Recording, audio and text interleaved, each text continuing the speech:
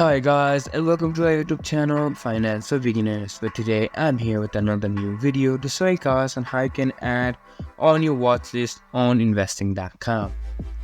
To do so, first of all, you just have to open up investing.com on your search engine. Here I have already opened and logged into my account. After logging into your account, you'll be on the homepage of investing.com. From here, just go on to my watch list.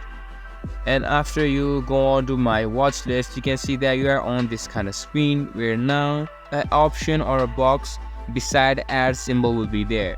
From here you can select or search for any kind of coin stocks that you wish. For example, I'm going to add Bitcoin.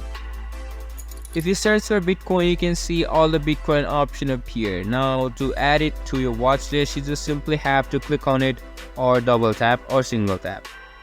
And here you can see that it now has been added on my watch list. You can also set an alert for it if you click on this bell and plus icon. After that, an alert regarding that kind of coin will be on your PC or your laptop. This was this video, and I hope you guys find that video helpful. If you do, make sure to leave a like, subscribe to our YouTube channel and hit the bell notification. And don't forget to drop a comment for review and for more content like this. See you guys in our next video. Thank you for watching.